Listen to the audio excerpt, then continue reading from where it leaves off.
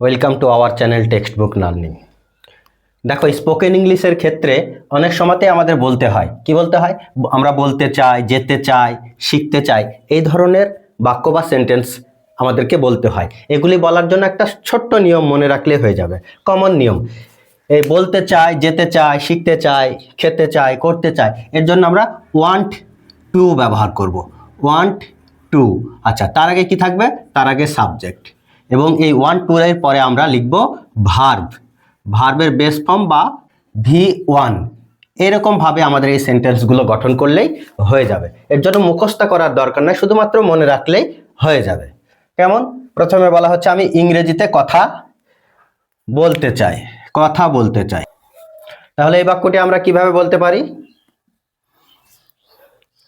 দেখো, I subject, I want to মানে আমি বলতে চাই।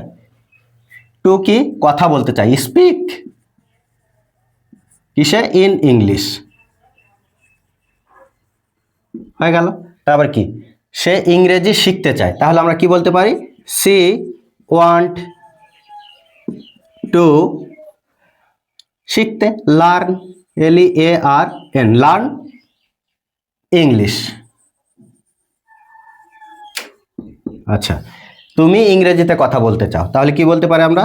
You want to. দেখো, সব ক্ষেত্রে ইউ ওয়ান্ট টু ব্যবহার করছি আমরা, কমন নিয়ম want to. You want to ইংরেজিতে কথা বলতে চাই। You want to speak in English. তারপর কি আছে?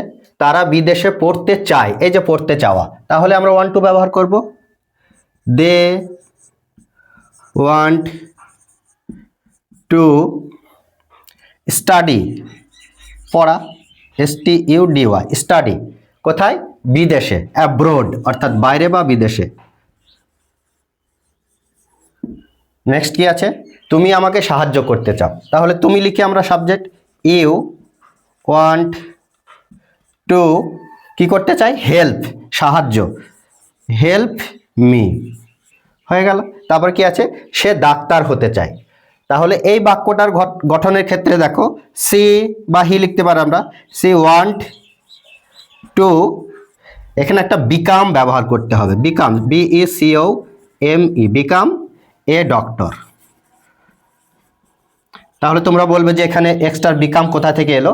দেখো, কোনো বাক্যে যদি কোনো অবস্থার পরিবর্তনের কথা বলা হয়, সেক্ষেত্রে আমরা বিকাম ব্যবহার করি। দেখো, সে ডাক্তার হতে চায়, সে কিন্তু প্রথম অবস্থায় ডাক্তার ছিল না, তাই সে ডাক্তার হতে চায়, অর্থাৎ তার অবস্থার পরিবর্তন হচ্ছে, সেজন্য আমরা বিকাম ব্যবহার করছি।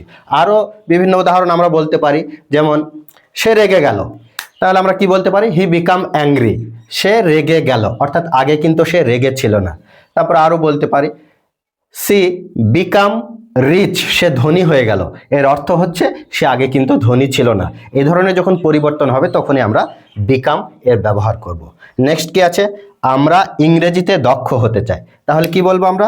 We want to fluent, FLUENT, fluent কিসে? ইংরেজিতে, ইন ইংলিশ। তাহলে বলতে চাই, যেতে চাই, শিখতে চাই, করতে চাই, এ ধরনের বাক্য গঠনের ক্ষেত্রে আমরা কমন ভাবে ওয়ান টু ব্যবহার করব।